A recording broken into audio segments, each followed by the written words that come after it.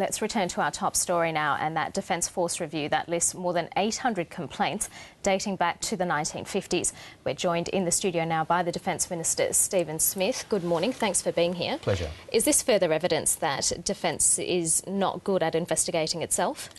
Well, one of the issues that the DLA Piper review draws attention to is that we've had reports and reviews in the past, but there are questions over its implementation. These issues arose in the aftermath of the so-called ADFA Skype issue, where my office was inundated with communication, with allegations about mistreatment in the past. So I asked DLA Piper, through the then Secretary of the Department, to conduct an arm's-length review.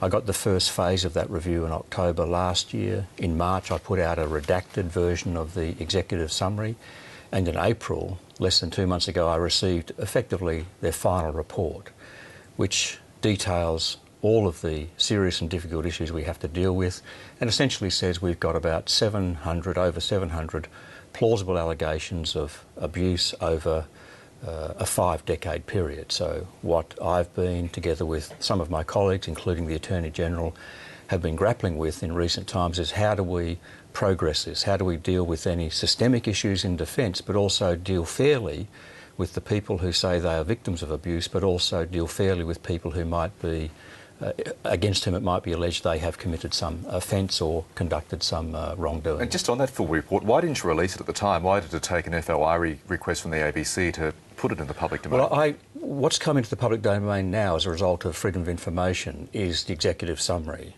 Now, there is a whole lot more material associated with what's come to me initially in October and more recently in April. A lot of that will, I suspect, never see the light of day because it deals with personal allegations and personal circumstances. I put out into the public domain material that I believed underlined the seriousness of the issues that the government had to deal with and the seriousness with which we were treating the process that I had personally established. And that material said you've got essentially potentially 1,000 allegations. Very many of those look as though they're plausible or serious. And I asked DLA Piper, the independent law firm, to give me a series of recommendations about options, which range from essentially saying to people you should rely upon the current processes, so going to the police or going to existing authorities, all the way through to a Royal Commission. So there are two issues here which are complex and complicated, spanning over a 50 to 60 year period. How do you deal with the individual allegations, and then how do you deal with any systemic issues that are reflected by those individual allegations? Now, we're not too far away from coming to conclusions about that. So what I put out into the public domain reflected the seriousness of all those issues, and as I said last night to the ABC, the fact that from the first day I have not discounted the possibility of a Royal Commission has served, in my view, to underline the seriousness with which these matters have to be taken. Surely nothing short of a commission will suffice, given the extent and the horrendous nature of these allegations. Well, I'm not yet persuaded that that's right. As I said last night, I haven't discounted a Royal Commission, but I'm not talking it up. You've got a range of issues here. A 50-year period, so how do you deal with allegations that go over that period? Do you really want to put individual complainants through such a process? So the They range might be quite happy to. Well, exactly, and some might not.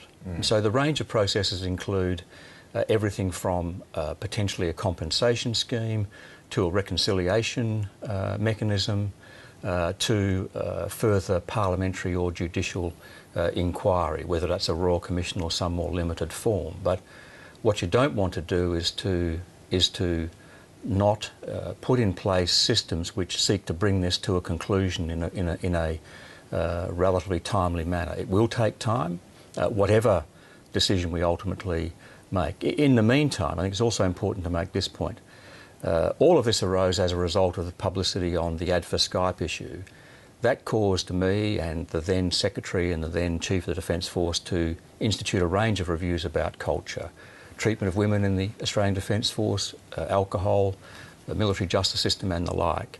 And in April of this year, we released all of those reviews, including a document put together by the Chief of the Defence Force and the Secretary, described as Pathway to Change, which essentially says, in the past, There has been a zero tolerance for bad behaviour. In the past, there has been a culture of not encouraging people to come forward. In the past, there has been examples of turning a blind eye. That's over. Zero tolerance on all of those matters. And one thing I'm absolutely confident of is the strength of the resolve of the Chief of the Defence Force, the Service Chiefs, the Vice Chief of the Defence Force and the Secretary to make sure that we get the culture right. So we're dealing here with I think, three issues.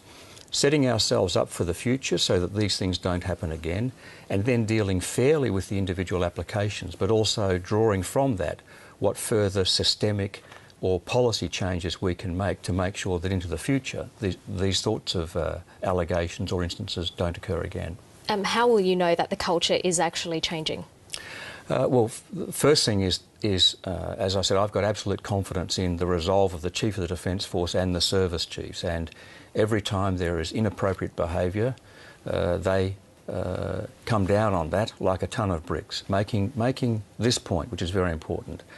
If you're in uniform, if you're a member of the defence organisation, you're effectively representing your nation. So what you do potentially reflects adversely, not just on defence, but on the nation. So you have to expect in any organisation, regrettably, there will be instances of poor behaviour or bad behaviour. You've got to have two things in place. Firstly, a culture which says that can't be tolerated, and secondly, if wrongdoing or allegations of wrongdoing do occur, that the organisation, the institution is well placed to deal with that.